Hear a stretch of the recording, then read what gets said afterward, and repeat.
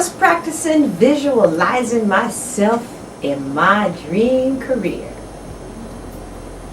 Because the Bible says to don't neglect that and to meditate on it. And I was just there. Ooh, and it was feeling so good, and I was feeling so good and so fulfilled and passion on every level.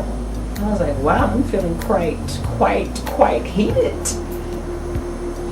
Because that's what passion will do for you. But I only got to a certain level, like I saw myself doing things.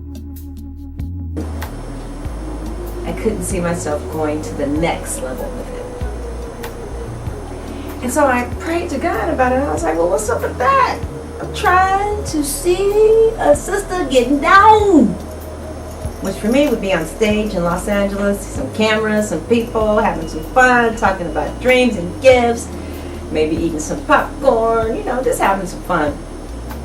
But like I said, I could only get so high, and I prayed and I asked God, well, what's up with it? He said, you got a resentment towards somebody. Unforgiveness. Don't tell me that unforgiveness is that powerful. I mean, are you kidding? But I began to see, my God, yeah, it is. Took my own little journey. And I began to recognize how many things I was giving up for this resentment that I've been nurturing towards an individual. Then I ran across this story. I thought it was really interesting, and it's from a book. Her story is called Freedom from Bondage. She said, self-pity and resentment were my constant companions, and my inventory began to look like a 33-year diary. For I had seemed to have a resentment against everybody I had ever known. All but one responded to the treatment suggested, but this one posed a problem. This resentment was against my mother, and it was 25 years old. I had fed it, fanned it, and nurtured it as one might a delicate child, and it had become as much a part of me as breathing. It had provided me with excuses for my lack of education, my marital failures, personal failures, inadequacy, and of course, my ism.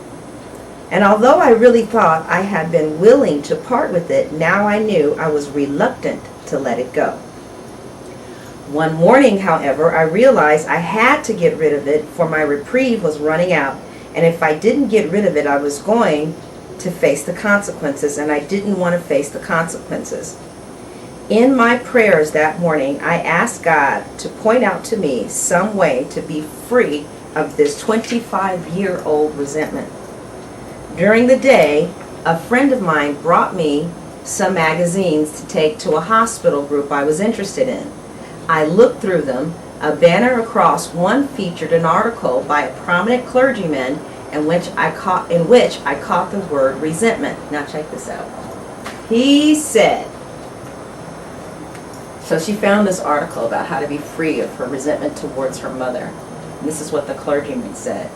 He said, in effect, if you have a resentment you want to be free of, if you will pray for the person or the thing that you resent, you will be free. If you will ask in prayer for everything you want for yourself to be given to them, you will be free. Ask for their health, their prosperity, their happiness, and you will be free. Even when you don't really want it for them and your prayers are only words and you don't mean it, go ahead and do it anyway. Do it every day for 2 weeks, and you will find you have come to mean it and really want it for them.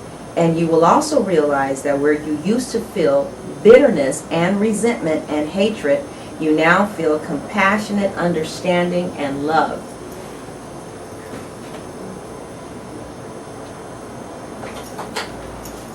Now, interestingly enough, resentment is a secondary symptom of immaturity. Now, Pia says, resentment is holding on to anger at someone, clinging to a need to have the person hurt or punished to make up for the suffering I think he or she has caused me. The person I resent becomes my higher power as I think obsessively about what he or she did to me and how I can get even, all the time recreating the shame-filled or pain-filled episode in my mind. But as I set out to accomplish my goal of getting revenge or punishing, I get the opposite of what I want. The intensity of my anger and my need for revenge or punishment drives away from me not only the person who triggered my shame, pain, and anger, but also those I want close to me. This creates an even greater sense of isolation, resulting in increasing shame, pain, and fear.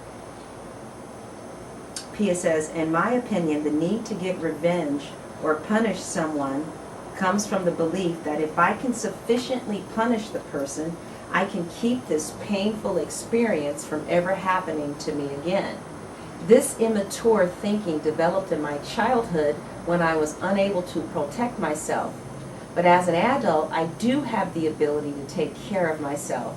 I must shift away from the immature thinking and fantasizing revenge into more rational thinking about what has happened.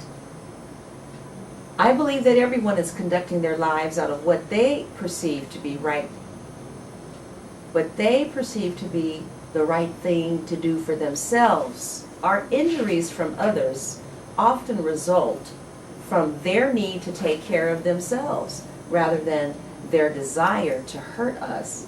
Such people are usually not even aware that they may be taking care of themselves offensively and inappropriately.